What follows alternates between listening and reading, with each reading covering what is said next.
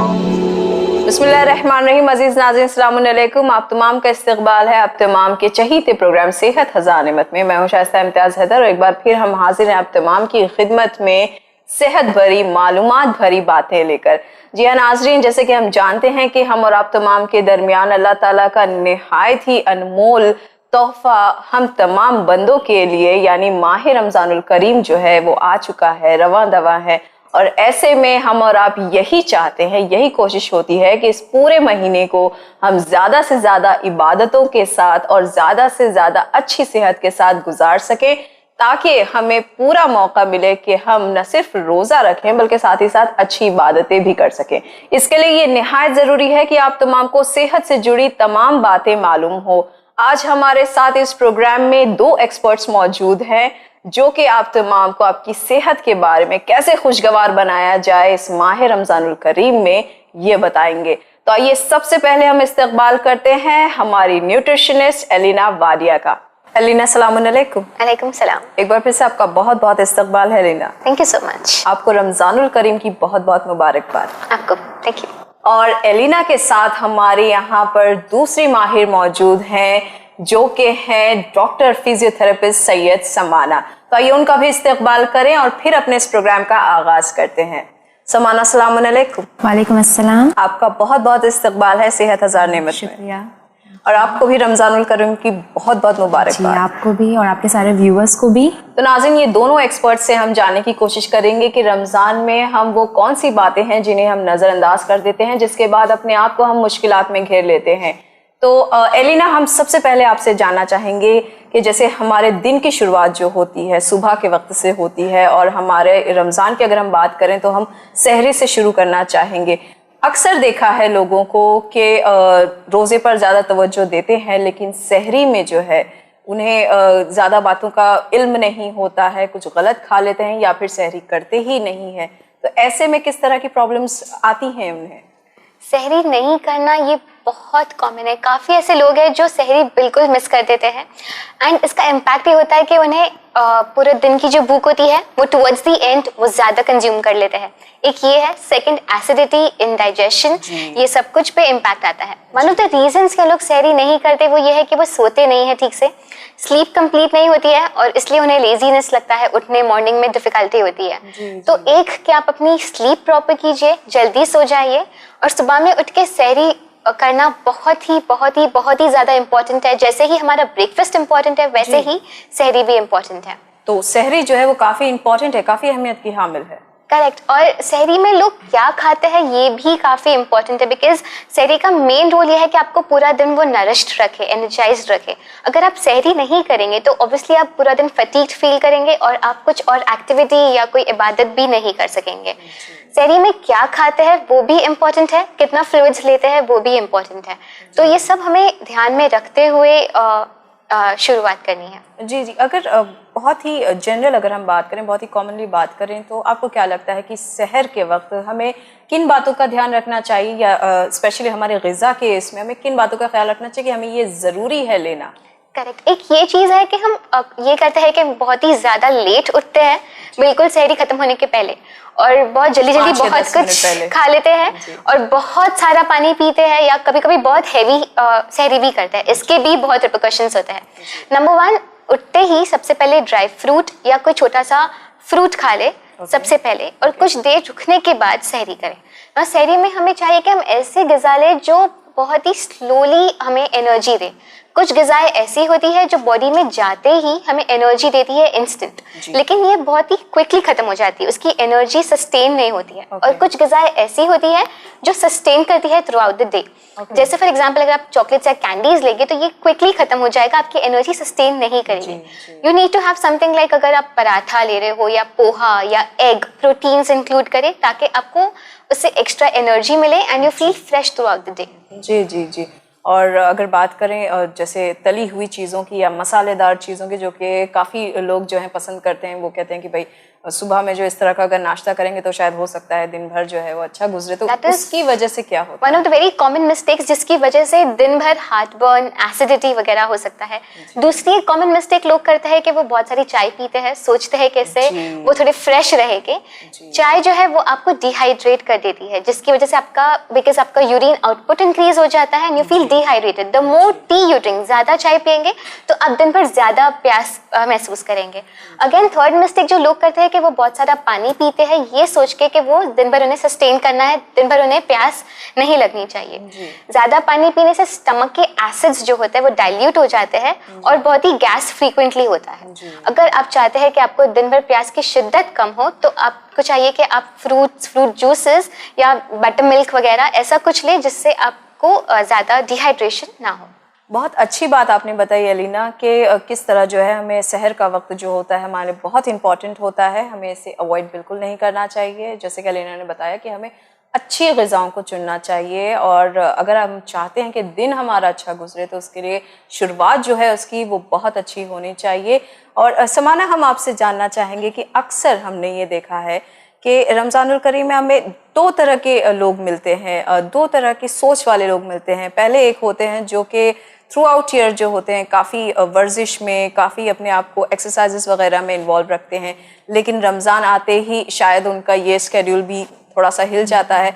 और दूसरे लोग ऐसे होते हैं कि जिन्हें पता होता है कि सोना जो है हमारी इबादतों में इंक्लूड है, तो पूरा दिन जो है रोज़ा रख के वो सिर्फ सोते रहते हैं। तो आप इसके बारे में आप क्या कहेंगी? सबसे पहले अगर हम बात करें कि एक्सरसाइज करने वालों के लिए तो आप क्या कहना चाहेंगी? जैसे कि आपने बहुत ही अहम सवाल पूछा है। अगर आप लास्ट डेकेड में या 10 इयर्स में देखें तो फिटनेस इंडस्ट्री बहुत ही हाइप हो गई है। Everyone wants to be fit, weight loss, body shaping and different type of fitness regime होते हैं अलग अलग टाइप के लोगों के लिए। कुछ लोग जो एक्चुअल में फिट भी हैं वो अपनी फिटनेस को मेंटेन करने के लिए पूरे साल एक्सरसाइज करते हैं, क्योंकि आप उससे बहुत सारे कॉम्प्लिकेशंस को, बहुत सारी बीमारियों को प्रिवेंट कर सकते हैं। नाउ यूजुअली व्हाट हैपेंस कि आप 11 मंथ्स तक के प्रॉपरली एक्सरसाइजेस कर रहे हैं, different form of exercises like gymming, yoga and all, आजकल एरोबिक्स, जुम्बा, स्विमिंग, बहुत सारे फॉर्म्स हो गए हैं। एंड सडनली व्हाट हैपेंस कि 1 month because you are fasting, आप फास्ट कर रहे हैं, रोजा रख रहे हैं, तो आप लोगों का एक मिथ हो गया है कि नहीं अभी 1 महीना हमारा ब्रेक पीरियड हो गया है तो हम 1 महीना एक्सरसाइजेस नहीं कर सकते हैं, because we are not having Yes, because you're not eating anything.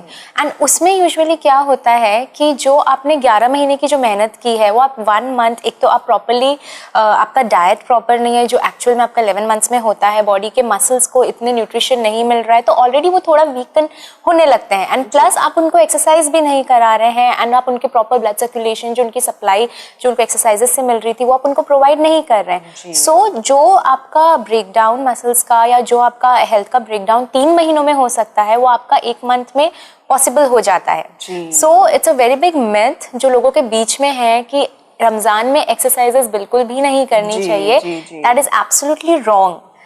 In fact आपकी जो भी एक्टिविटी है आप उसको अपने रमजान में भी कंटिन्यू कर सकते हैं, बट उसके कुछ स्पेसिफिकेशंस है, कंसिडरेशंस है। अगर आप रोजा रख के, अगर आप समझिए आप रोज 4 बजे एक्सरसाइज करते थे और आप रमजान में भी वही रूटीन कंटिन्यू करना चाहते हैं, then that is not apt for your body. तो आपको प्रॉपर एक प्रोटोकॉल फॉलो करना पड़ता है। तो लाइक अगर आप जैसे रेगुलर एक्सरसाइजेस के बारे में लें, जो रेगुलरली जिम जाते हैं या रेगुलर एक्सरसाइजेस करते हैं उनके लिए सबसे बेस्ट टाइम है कि आप इफ्तारी के 2 घंटे बाद जनरल एक्सरसाइजेस करिए। ना इफ्तारी अगर आप कर रहे हैं वो हमारी डाइटिशियन आपको एग्जैक्टली एक्सप्लेन करेंगे कि कौन सा टाइप का डाइट आपको लेना चाहिए फॉर एक्सरसाइजिंग। सो अगर आप इफ्तारी ले रहे हैं तो मेक इट लिटिल लाइट, आप इफ्तारी को थोड़ी लाइट रखिए। जब आप लाइट इफ्तारी लेंगे तो वो 2 आवर्स में आपका बॉडी कंज्यूम कर लेगी and then you can actually exercise. Now exercises में भी लोगों के डिफरेंट टाइप्स होते हैं। कुछ लोग जैसे मेल्स होते हैं वो ज्यादातर वेट लिफ्टिंग करते हैं बॉडी शेपिंग के लिए, मसल ग्रोथ के लिए, एंड वेट लॉस के लिए लोग ज्यादातर कार्डियो करते हैं। नाउ द थिंग इज कि वेट लॉस के लिए आपके बॉडी को प्रॉपर एक कार्डियो एक्टिविटी चाहिए।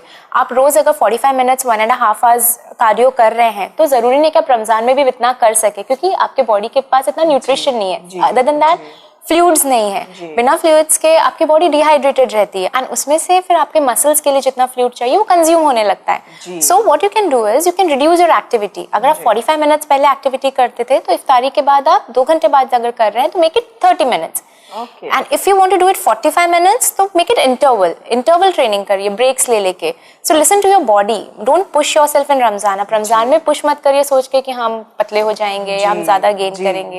सिमिलरली फॉर वेट ट्रेनिंग, अगर आप वेट्स उठाते हैं, ये भी बहुत बड़ा मिथ है, लोग बिल्कुल भी वेट्स उठाना एक्चुअली पसंद भी नहीं करते हैं, सोच के कि नहीं हमें ताकत नहीं रहेगी. And other than that workouts बिल्कुल भी नहीं करते. In fact that is also wrong. आप पूरे साल अपने बॉडी के मसल्स को वेट ट्रेन कर रहे हैं and suddenly 1 month if you stop it तो आपके मसल्स बहुत जल्दी स्लगिश होने लगेंगे. So what you can do weights twice in a week. आप हफ्ते में 2 बार अगर वेट्स करेंगे तो आई एम नॉट सेइंग कि आप कुछ बेनिफिट गेन करेंगे, बट जो आपने 11 महीने मेहनत की है, even for weight loss also, जितना आपने लूज किया है वो मेंटेन रहेगा. आप ना ही तो वेट गेन करेंगे, ना ही तो वेट मे बी लूज करे नहीं करे, that depends on your body structure and body metabolism. हो सकता है आप थोड़ा वेट लॉस कर लें, बट आपने जो पूरे 11 महीने में वेट लॉस किया है और साथ ही में जो मसल बिल्ड किया है फॉर बॉडी बिल्डर्स, वो मेंटेन रहेगा. तो आपको सडनली उसके बाद 1 महीने बाद इतनी मेहनत नहीं करनी पड़ेगी उसके ऊपर. जी. तो यानी नाज़रीन हम देख सकते हैं यहाँ पर, जैसे कि हमारी एक्सपर्ट ने हमें यहाँ पर बताया है कि जिस तरह के हम लोगों के ख्यालात हो जाते हैं कि रमज़ान एक तरफ, एक्सरसाइज एक तरफ, या दोनों अलग अलग तरफ, ये हमें नहीं करना है. हमें बस ये ध्यान रखना है कि जिस तरह हम नॉर्मल डेज में, जैसे कि समाना ने हमें बताया कि हम 45 मिनट्स या हम 1 घंटा किया करते थे, उसको थोड़ा सा रिड्यूस कर दें, थोड़ा सा कम कर दें. और उसके बाद जो है हमारी जो एक्सरसाइज है या वर्कआउट्स है, अगर आप अल्टरनेट डेज पे करते थे तो उससे थोड़ा सा कम कर दीजिए, हफ्ते में 2 बार कर दीजिए या 1 बार कर दीजिए. लेकिन आपको इसे पूरी तरह मुकम्मल छोड़ना नहीं है, क्योंकि ये आपकी सेहत के लिए, आपकी बॉडी, आपके जिस्म के लिए काफ़ी अच्छा है, काफ़ी फ़ायदेमंद है. और रमज़ान जो है वो आप तमाम के न सिर्फ अंदरूनी रूह के लिए आपके लिए आया, बल्कि आपके जिस्म को भी सेहतमंद बनाने के लिए लाया है. अगर इसे आप बाकायदा और अच्छे एक्सपर्ट्स की एडवाइस पर अगर आप अमल करेंगे तो इंशाल्लाह इससे काफ़ी सारे फ़ायदे आप उठाएंगे. तो अलीना, जैसे कि डॉक्टर समाना ने हमें यहाँ बताया कि किस तरह जो है डाइट भी काफ़ी इम्पॉर्टेंट रोल जो है वो प्ले करती है, अगर आपको एक्सरसाइज वगैरह जो है आपको कंटिन्यू रखना है, तो इसके बारे में आप क्या कहेंगे? एक्चुअली ये बहुत ही करेक्ट बात है कि एक्सरसाइज को हमें नहीं छोड़ना चाहिए, बिकॉज हमारी बॉडी एक मेटाबॉलिज्म मेंटेन करती है थ्रू आउट द ईयर. अगर हम बीच में रुक जाते हैं, कई लोग कंप्लीटली स्टॉप कर देते हैं, जो एक्सरसाइजेस करने वाले लोग हैं, तो उनकी बॉडी फिर वो एक हैबिचुअल जो मेटाबॉलिज्म है वो ब्रेक होके फिर नया बैलेंस नहीं रह पाता. So it's very highly recommended कि वो कंटिन्यू करें अपने exercises. Now the important question is कि अगर आप एक्सरसाइज कर रहे हो तो आपकी डाइट कैसे ऑल्टर करनी है.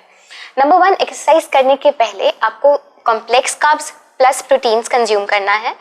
एक्सरसाइज के दौरान आपको इलेक्ट्रोलाइट्स एंड फ्लूइड्स लेना है, एंड आफ्टर एक्सरसाइज आपको सिंपल शुगर्स विद प्रोटीन्स लेना है. जैसे कई लोग इफ्तार में भजिया, पकोड़ा and all deep fried stuff खाते हैं, तो ये जो है अगर आप ये खाने के बाद एक्सरसाइज करेंगे तो आप में एग्जॉशन बहुत जल्दी आ जाएगा. प्लस आप बहुत ही स्लगिश फील करोगे, आपको एक्सरसाइज करने की जो एनर्जी चाहिए वो नहीं मिलेगी. What you need to have is कि आप प्रोटीन ज्यादा ले रहे हो, साथ में आप कॉम्प्लेक्स कार्ब्स ले रहे हो. कॉम्प्लेक्स कार्ब्स आपको मिलेंगे आपके ग्रेन से, पल्सेस से. तो आप क्या कर सकते हो, आप एक स्प्राउट चाट बना सकते हो, साथ में एक ग्लास ऑफ लस्सी पी सकते हो या छाछ पी सकते हो, या भी कोई कर्ड में फ्रूट्स डाल के वो खाने के बाद आप एक्सरसाइज कीजिए. और फिर उसके बाद एक्सरसाइज के ड्यूरेशन में make sure you have water, you have something like अब शुगर एंड सॉल्ट थोड़ा सा मिला के उससे कंज्यूम करें during exercise if you are exercising for a long duration. जैसे आप 1 घंटे की एक्सरसाइज कर रहे हो तो आपको जरूरी है कि आप अपने बॉडी को फ्लूइड्स दे. एंड एक्सरसाइज करने के बाद it is very very essential कि आप प्रोटीन्स ले, इसलिए बिकॉज आपके मसल्स जो है वो उनके ब्रेक डाउन हो जाता है ना, उसे रिप्लेनिश करना, फिर से बनाना बहुत ही ज्यादा एसेंशियल हो जाता है. तो आपके लिए बहुत जरूरी है कि आप एक glass of milk, low fat milk obviously, ज्यादा बफेलो मिल्क या वो ना ले, क्रीमी मिल्क ना ले, ज्यादा फैट वाले ना ले. और उसके साथ में आप कोई भी एक सिंपल कार्ब वाला चीज ले सकते हैं, जैसे कि मे बी एप्पल या कोई फ्रूट ले ले, जिससे आपको सिंपल शुगर्स मिल जाए, ज्यादा कॉम्प्लेक्स कार्ब्स ना मिले, जिससे आपको इंस्टेंट एनर्जी मिल जाए after your workout. So this is the thing that you should remember. जैसे शी सेड कि आपको 2 hours का गैप डेफिनेटली मेंटेन करना है, बिकॉज आपने जस्ट खाना खाया है and immediately after having your इफ्तार it is not recommended to perform any kind of activity, strenuous activity. जी. अलीना, आपने फ्लूइड्स की बात की, लिक्विड्स की बात की, तो हमने अक्सर देखा है, जैसे कि हम बताते हैं कि सहर के वक्त जो है लोग अगर 5 या 10 मिनट रह गए तो सिर्फ पानी ज़्यादा पीने की कोशिश करते हैं, पानी ज़्यादा पी लेते हैं। इफ्तार के बाद भी यही हाल होता है अक्सर लोगों का कि वो चीज़ों पे बढ़ने से पहले वो चाहते हैं कि ज़्यादा से ज़्यादा पानी पिया जाए। तो हालांकि पानी की कमी जाहिर सी बात है, हमने पूरा दिन पानी नहीं पिया है, प्यास काफ़ी लगी हुई है, दिमाग में भी हमारे वही होता है कि हमें सबसे पहले जो है पानी चाहिए। तो हमें ये बताइए कि हमें थ्रू आउट डे जो हमने पानी नहीं पिया है, इसको बैलेंस करने के लिए कितना पानी पीना चाहिए? A very good question Shaista. जैसे हम कहते हैं कि in a day we need 8 glasses of water, ना हमें इसका ब्रेकअप करना है। इफ्तार के सहरी के पहले 2 ग्लासेस, इफ्तार के टाइम पे जब when you having your iftar तब 2 ग्लासेस, एंड बाकी के 4 glasses between your iftar and the next sehri, मतलब जो पूरा ड्यूरेशन है। Now again the important question is कि आप पानी सिर्फ पानी प्लेन वाटर ले रहे हैं या कैसा पानी ले रहे हैं।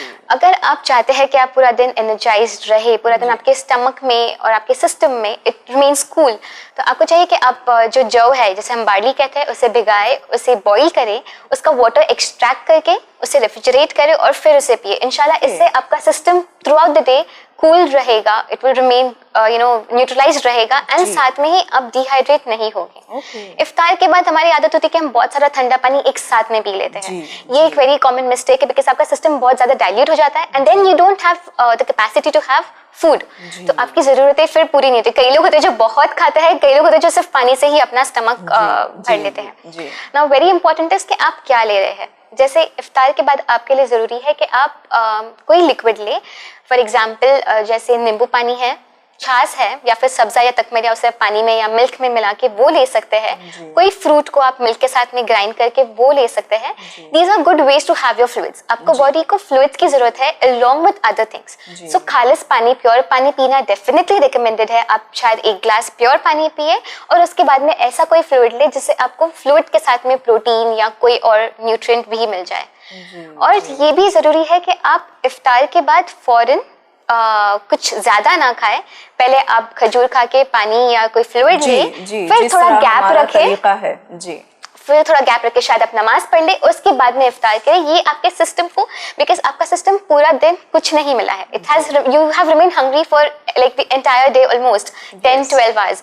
सो उसके बाद में आप उसे ओवरलोड कर देंगे तो वो बहुत ही डिफिकल्ट हो जाएगा उसको डील करने के लिए। तो इसलिए बेटर है कि आप पहले कोई फ्लूइड दे अलोंग विद सम न्यूट्रिएंट्स, फिर थोड़ा देर ठहर के फिर आप अपनी इफ्तार करें। जी जी, एब्सोल्युटली। और बहुत ही अच्छी बात आपने बताई यहाँ पर कि जिस तरह ये हमसे कह लिए कि बहुत ही छोटी बात है लेकिन बहुत ही बड़ी बात है, क्योंकि इससे काफ़ी इफ़ेक्ट जो है हमारे निज़ाम पर पड़ता है, हमारे हाजमे पर पड़ता है। तो इससे बेहतर है कि हम इसे जान लें कि किस तरह और कितना हमें जो है थ्रू आउट डे हमें लिक्विड की या पानी की ज़रूरत पड़ती है, और उस हिसाब से हम अगर इसका इस्तेमाल करें तो इंशाल्लाह इससे जो है हमारी मुश्किलात काफ़ी कम हो जाएंगी। समाना, हम आपसे पूछना चाहेंगे, जैसे कि हम देखते हैं, जैसे हमने यहाँ पर एलिना से बात की कि लोगों को प्यास की बहुत लगती है, कि बहुत प्यास है, पूरा दिन हमने रोज़ा रखा हुआ है एंड ऑल दैट।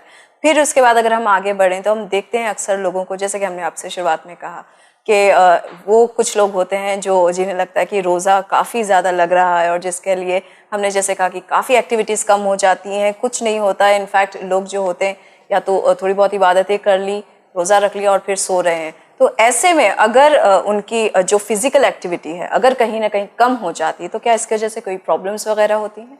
जी बेशक। जैसा कि आपने कहा कि पहले जैसे हमने बात की कि जो लोग रेगुलर एक्सरसाइज करते हैं उनके ऊपर क्या इम्पैक्ट पड़ता है, बट अगर आप दूसरा एक क्राउड ले लोगों का जो एक्चुअल में पूरे साल भी इतने फिजिकली एक्टिव नहीं होते हैं, तो अगर आप मैक्सिमम उसमें से पॉपुलेशन ले तो वो हाउसवाइफ्स का पॉपुलेशन होता है।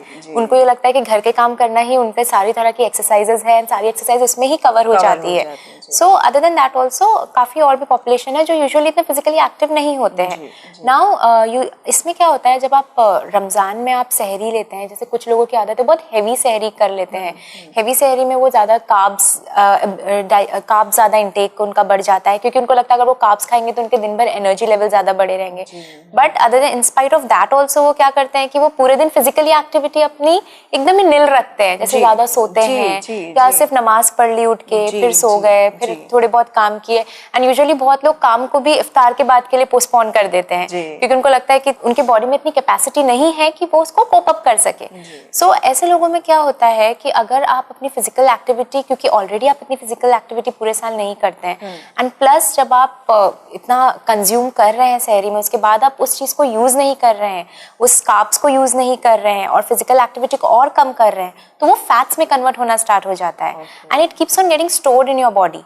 अब आप उस चीज को अगर आप इफ्तारी के बाद थोड़ा बहुत नाइट वॉक या कोई भी एक्सरसाइज करके यूज कर रहे हैं then also it's fine. But अगर अगेन क्या होगा, आपने इफ्तारी किया फिर अगेन आप सो गए फिर दूसरे दिन आप सहरी पे उठे, तो वो एक साइकिल एक मंथ तक 1 मंथ तक मेंटेन रहता है। And that is the reason कि अगर आप देखें कि बहुत सारे heart patients, diabetes and cholesterol level के केसेस हमें मिलते हैं हॉस्पिटल्स में आफ्टर रमजान। इनफैक्ट जिनके बहुत बार ऐसा होता है कि पूरे साल बहुत सारे पेशेंट्स के कोलेस्ट्रॉल लेवल्स या what you can say like high blood pressure, ये सब केसेस डायग्नोज नहीं होते हैं बट सडनली रमजान में पॉप अप हो जाते हैं। एंड उसका एक रीजन यही होता है कि आप अपने बॉडी के जो न्यूट्रिएंट्स ले रहे हैं, कार्ब्स, फैट्स, क्योंकि एवरीवन नोज कि आपके रमजान में कार्ब्स इंटेक बहुत हो जाता है, आपका फैट इंटेक बहुत हो जाता है, कोलेस्ट्रॉल लेवल का इंटेक हमारा बढ़ता है, भजिया, तली हुई चीजें, एक ट्रेडिशन बन गया है जिसको आप तोड़ नहीं पा रहे हैं, दस्तरखान। तो उसके वजह से क्या होता है कि वो बॉडी में डिपॉजिट होता जाता है एंड हम मे बी रमजान के 3 महीने पहले तक इतना कंज्यूम नहीं करते होंगे ये सारे न्यूट्रिएंट्स जितना हम रमजान के 1 महीने में कंज्यूम कर लेते हैं। तो आप उसको यूटिलाइज कैसे कर रहे हैं, आपका हार्ट उसको कैसे यूटिलाइज कर रहा है, आपके बॉडी के मसल्स के लिए तो एक तरह से वो बर्डन होता जा रहा है, right. So the thing is कि ऐसे लोगों में अगर आप देखें तो उनको क्योंकि हैवी सहरी करने की वजह से उनके दिन भर लाइक जैसे कि अलीना ने आपसे कहा कि एसिडिटी के issues, heart burn issues, reflux, oesophagitis, काफ़ी डाइजेशन इश्यूज, आप अगर कहें कि आपके जैसे एसिडिक लेवल लोग बोलते हैं बॉडी के जितना electrolyte level, acidic level body के इम्बैलेंस हो जाते हैं। सो ये सब के रीजन से कॉम्प्लिकेशंस आना स्टार्ट हो जाते हैं। So the best way for these people is कि अगर आप एक्टिविटी नहीं भी करते हैं या अगर आपको ये लग रहा है कि नहीं मैं रमजान है तो मुझे नहीं करना है वो रोजे के ड्यूरेशन में, सो प्लीज अवॉइड इट। अगर आप ठीक है आपकी बॉडी इतनी यूज टू नहीं है कि आप इतने आज जब तक आप रोजा रख रहे हैं आप नहीं कर पा रहे हैं, मेक इट अ पॉइंट कि आप इफ्तारी के बाद करें। एंड सबसे बेस्ट होता है आप नाइट वॉक के लिए जाइए। Night walk is the I can say most feasible and the easiest way to use whatever you are eating after iftar. So I think So I think people should consider this thing क्योंकि health हमारा रमजान का जो main M है वो actual में एक उसका aspect ये भी है कि आप अपने आप को हेल्दी रखिए, नहीं कि आप पूरा दिन स्टाफ करिए फिर गलत चीजें खाइए एंड फिर अपने आप को और बीमार करिए, जो एक्चुअली लोगों का नोशन हो गया है। इनफैक्ट हमारे पास काफी पेशेंट्स आते हैं जो एक्चुअल में रमजान फोबिक हो गए हैं। अगर आप हमारे लाइक यंग जनरेशन में देखें तो उन लोग का ऐसा हो गया कि हम लोग पूरे साल weight loss and body framing के ऊपर इतनी मेंटेन करते हैं, प्रोटीन शेक्स पे स्पेंड कर रहे हैं, इतने न्यूट्रिएंट्स पे स्पेंड कर रहे हैं, 1 मंथ रमजान में we lose everything.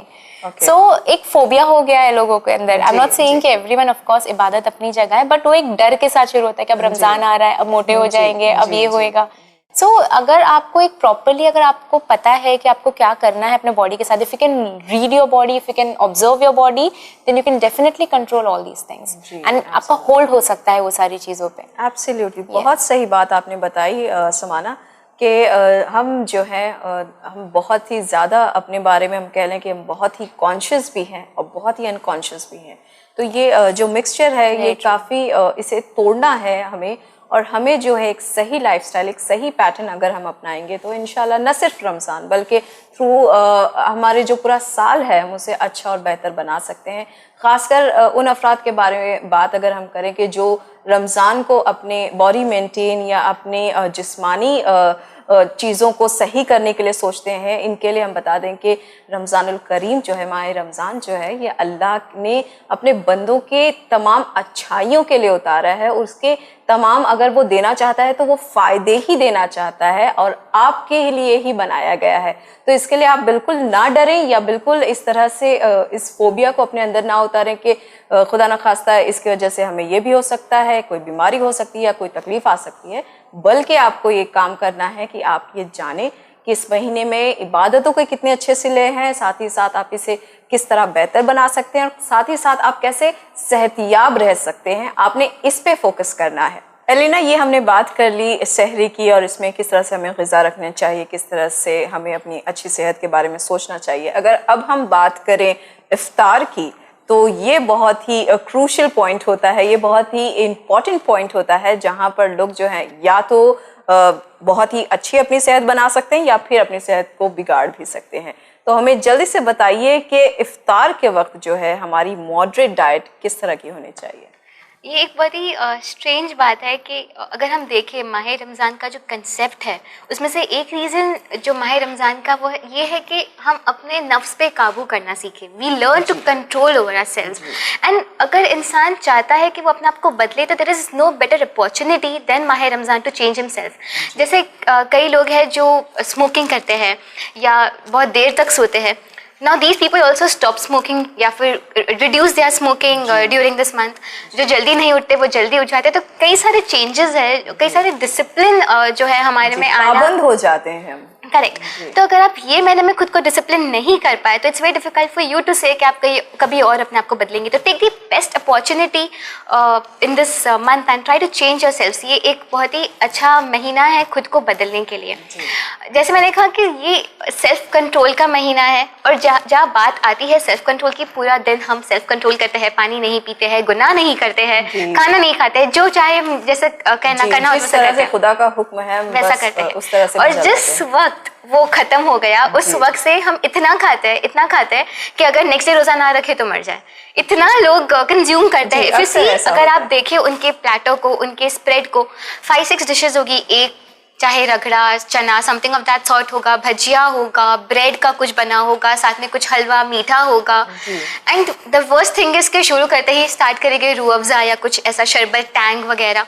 So these are all things जो आपको इतना सारा न्यूट्रिशन दे देते हैं, इतनी सारी एनर्जी देते हैं कम वक्त में। And then the bigger mistake is कि उसके 2 घंटे में आप फिर डिनर भी करते हो।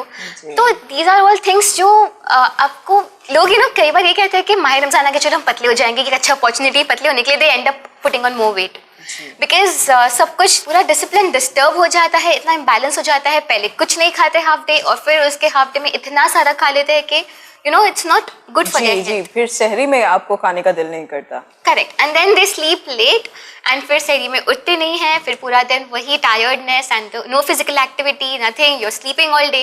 And then they have good reason to say कि हाँ चलो सोना भी सवाब है, लेकिन देयर आर अदर थिंग्स जिसके ज़्यादा सवाब है, आप उस पर फोकस नहीं करते हो। जी, एब्सोल्युटली। सो अगर हम बात करें, जैसे मैंने कहा कि इफ्तार करने के लिए सबसे पहले आपको कुछ खाना है, जैसे अब खजूर is one very good thing. अगर ट्रेडिशंस में हमें ये मिलता है कि रसूल खुदा पसंद करते थे कि वो खजूर से अपनी शुरुआत करें, उसके पीछे भी अगर आप देखें तो बहुत सारे रीजंस हैं। एक कि उसमें शुगर तो इंस्टेंट मिलता है because it breaks down very easily. उसके अलावा ऐसे न्यूट्रिएंट्स मिलते हैं जो आपको एनर्जाइज रखते हैं, आपके बोन के हेल्थ के लिए, आपके हेयर के हेल्थ के लिए और काफ़ी सारी चीज़ों के लिए बहुत ही बेनिफिशियल है। तो डेफिनेटली खजूर से शुरुआत करें। इनफैक्ट हदीसों में मिलता है अगर रसूल खुदा सल्लल्लाहु अलैहि वसल्लम को खजूर नहीं मिलता था तो वो शक्कर से, कुछ मीठे से अपनी रोज़े को खोलते थे। तो ये एक मान के आप वो स्टार्ट कर सकते हैं। उसके बाद में आप थोड़ा वाटर ले, प्रेफरेबली आप ल्यूक वार्म वाटर, हल्का सा गर्म पानी ले। उसके बाद आप कोई ड्रिंक ले, जैसे मैंने पहले कहा कोई प्रोटीन की चीज़, जैसे आप दही के साथ में मैंगो को मिक्स करके ग्राइंड करके वो ले सकते हैं, जैसे मैंगो लस्सी बन जाएगी। या फिर आप कोई सब्ज़ा को भिगा के उसे दूध में डाल के वो पी सकते हैं, हनी डाल दे उसमें थोड़ा सा, ऐसे कुछ आप जो healthy masala milk, dry fruits को लेके उससे मिल्क में डाल के पी लें। These are all good alternatives. ये पीने के बाद आप थोड़ा वेट कीजिए और फिर आप अपना मेन मील खाइए। आपका जो मेन मील है, जो आपकी इफ्तार है, उसमें आप ज़रूरी नहीं है कि आप बहुत सारा खाएं। You can have something like dal rice also. So basically आपको इतना फूड खाना है जिससे आपको एनर्जी मिले ताकि आप एक्सरसाइज कर सको। जैसे डॉक्टर समाना ने कहा कि इट्स वेरी एसेंशियल कि आप इफ्तार के 2 आवर्स के बाद थोड़ा सा वर्कआउट, कुछ नहीं तो सिंपल क्रंचेस कर लिया या लंजेस कर लिया या कुछ भी, वॉक पे चले गए या कुछ भी कर सकते हो, लेकिन यू हैव टू बी थोड़ा सा एक्सरसाइज करना, थोड़ा सा एक्टिव रहना बहुत ज़रूरी है। तो उसको सस्टेन करने के लिए आप उतना आपको एनर्जी चाहिए, जिसके लिए आप कुछ भी ले सकते हो। You can make a wrap, very easy wrap. आप चपाती में थोड़ा पनीर सौते करके वेजीज के साथ में डाल दे, थोड़ा सा टमेटोज डाल दे ताकि वो आ जाए, and you can just wrap it up and have, जिससे आपको प्रोटीन जायकेदार भी हो और साथ ही साथ nutrition. There is this thing misconception के हाँ जो सेहतमंद होता है वो यमी नहीं होता। You take a simple dhokla या समथिंग ऑफ दैट सॉर्ट, जिसमें आप ज़्यादा तेल इस्तेमाल नहीं करते, जिसमें आप स्टीम करते हो। ये सब चीज़ें हैं, वो आपको एनर्जी भी देती है, वो आपको प्रोटीन्स भी देती है, और साथ में they are not that bad tasting. ज़रूरी नहीं है आप अगर आपको चिकन आपको बहुत पसंद है, इट्स नॉट नेसेसरी कि आप हमेशा lollipop and all these deep fried stuff खाएं। आप उसे सिंपल ग्रिल या तंदूरी फॉर्म में ले सकते हैं, जिससे आपको उसका butter and ghee consumption and oil consumption भी कम होगा, एंड साथ में ही आपको उसकी प्रोटीन वैल्यू जो है वो भी मिल जाएगी। जी एब्सोल्युटली, बहुत सही बात आपने यहाँ पर बताई कि हमें जो है ज़्यादा ध्यान जो है हमारा जायकेदार चीज़ों पर नहीं होना चाहिए। अगर आप जायका और सेहत दोनों भी ढूंढ रहे हैं तो उस हिसाब से आप जो है तेल में थोड़ी कमी कर दीजिए, और कुछ तंदूर की जो चीज़ें हैं आप उसको इस्तेमाल कर सकते हैं, कुछ बेकिंग आप इस्तेमाल कर सकते हैं। तो इस तरह से जो है आप अपने जायके का भी ख्याल रख सकते हैं, साथ ही साथ आप एक अच्छी इफ्तार जो है वो भी रख सकते हैं। सवाना, आपसे हम जानना चाहेंगे कि ख़ासकर रमज़ान में देखा जाता है, माह रमज़ान में देखा जाता है कि डायबिटीज़ के जो पेशेंट होते हैं उनके तो डाइट के साथ तो उनका चलता ही रहता है कि ये खाना है, ये नहीं खाना है, साथ ही साथ उनकी एक्सरसाइजेज वगैरह की भी जो होती है तकलीफ़ें बढ़ जाती हैं। तो ऐसे में आप क्या कहेंगे? जी, डायबिटीज़ एक्चुअली मैं बेसिक से अगर आपको समझाना चाहूँ तो डायबिटीज़ दो टाइप की होती है। एक होती है टाइप 1 डायबिटीज़ और एक होती है टाइप 2। टाइप 1 जो है वो बहुत ही कम पॉपुलेशन में पाई जाती है, that is insulin dependent. But जो टाइप 2 डायबिटीज़ होती है that is like almost in 90% of the population. तो टाइप 1 डायबिटीज़ में आपको कंटिन्यूस इंसुलिन मेडिकेशन लेना पड़ता है, तो वो as per your physician advice आप फास्ट करते हैं। आपके फिजिशियन आपको पूरा असेसमेंट करने के बाद आपको अलाउ करते हैं, उसके बाद ही आप रोज़ा रखते हैं। बट जो टाइप 2 डायबिटीज़ होती है यूजुअली उनके लिए रोज़ा रखना थोड़ा सेफ होता है, बट अगेन ऑफ कोर्स आपके फिजिशियन के इवैल्यूएशन के बाद। सो अगर आप टाइप 2 डायबिटीज़ का ट्रीटमेंट देखें तो उसमें आपका डाइट प्लस आपकी फिजिकल एक्टिविटी एक बहुत ही इंपॉर्टेंट रोल प्ले करती हैं। एंड अगर आप फिजिकल एक्टिविटी को कम कर दें या अपने डाइट को प्रॉपर नहीं करें तो आप कभी भी टाइप 2 डायबिटीज़ कंट्रोल नहीं कर सकते हैं। And this is the commonest type of diabetes जो ज़्यादातर पॉपुलेशन में प्रिवेल होती है। सो यूजुअली व्हाट हैपेंस कि अगर आप 1 मंथ रमज़ान में जो बहुत सारे पेशेंट्स एंड लोगों को लगता है कि डायबिटीज़ भी है अगर, तो दे कैन नॉट एक्सरसाइज। तो उससे क्या होता है, जो उनका बेनिफिट्स जो उनका एक्टिव फिजिकल एक्टिविटी से उनके जो डिजीज़ पे, उनके कंडीशन पे जो होना चाहिए वो नहीं हो पाता है। एंड इन टर्न क्या होता है, आपके जो शुगर लेवल्स हैं वो ऑल्टर होने लगते हैं। सो अगर कोई डायबिटिक पेशेंट है तो उसके लिए बहुत इंपॉर्टेंट है कि इनिशियल डेज में जब वो स्टार्टिंग के डेज में फास्ट करना स्टार्ट करते हैं, रोज़ा रखना शुरू करते हैं, तो अपना कंटिन्यूस मॉनिटरिंग करें शुगर का। स्पेशली मॉनिटरिंग आपको करना चाहिए 3 आवर्स आफ्टर सहरी एंड 3 आवर्स बिफोर इफ्तार। अगर आपका वो कंटिन्यूस मेंटेन रह रहा है फॉर फर्स्ट फ्यू डेज तो फिर आप सेफली रोज़ा रख सकते हैं। अगर इनकेस उसमें कुछ ऑल्ट्रेशन हो रहा है then obviously first consult your physician and उनसे एडवाइस लीजिए कि आगे आपको क्या करना है। This is first thing. Second thing is कि आप ऑफ कोर्स जैसे कि अलीना ने कहा कि आपको डाइट कंट्रोल करना है एंड ऑल, तो उनका एक proper diet chart for every diabetic patient होता ही है। आप वो फॉलो करें इफ्तार के टाइम भी and make it a point that you are doing some kind of physical activity, क्योंकि डायबिटिक पेशेंट्स के लिए physical activity is a must. And चाहे रमज़ान हो चाहे कोई भी महीना हो, आप एक्चुअल में अफोर्ड नहीं कर सकते हैं कि आप अपने बॉडी को वो एक्टिविटी ना दें, क्योंकि आपका कंटिन्यूस हार्ट पंपिंग होती है उससे, and that is very important for a diabetic patient. आपकी हार्ट पंपिंग आपके ब्लड प्रेशर को नॉर्मलाइज रखती है, आपके ब्लड फ्लो को नॉर्मलाइज रखती है, आपके शुगर, आपके इंसुलिन जो भी बॉडी में आपके डेवलप हो रहा है उसको एक बैलेंस वे में यूज करती है, सर्कुलेशन को आपके प्रॉपर रखती है। So for such kind of patients it is very important कि आप, जैसे मैंने कहा कि आप अगर कुछ नहीं कर पा रहे तो go for a night walk. That is something that can actually save you.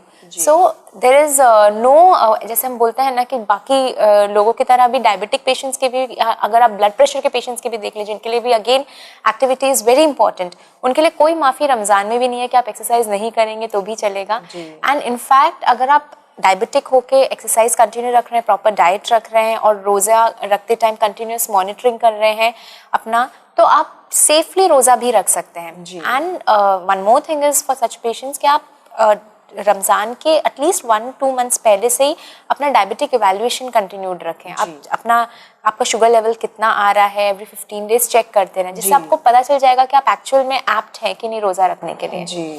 So you can have a safe Ramzan even if you are diabetic.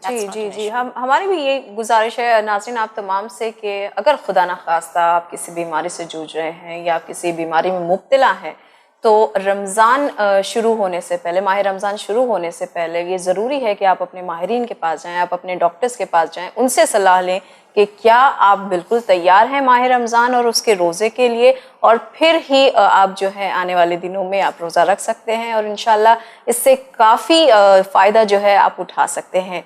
तो एलिना और समाना, आप दोनों का हम बहुत बहुत शुक्रिया अदा करना चाहेंगे कि आपने अपना कीमती वक्त और अपनी इतनी कीमती मालूमात भरी बातें हमारे साथ शेयर की। Thank you so much. तो नाज़रीन, इसी के साथ आज का हमारा प्रोग्राम यही ख़त्म होता है। इंशाल्लाह उम्मीद करते हैं कि आप तमाम को हमारा ये रमज़ान का ख़ास प्रोग्राम ज़रूर पसंद आया होगा। साथ ही साथ आप अपने हमें फीडबैक्स भेजना ना भूलें। इसी के साथ हमें दीजिए इजाज़त, पर बने रहिए चैनल विन के साथ। पैगाम इंसानियत। शुक्रिया, खुदा हाफ़िज़।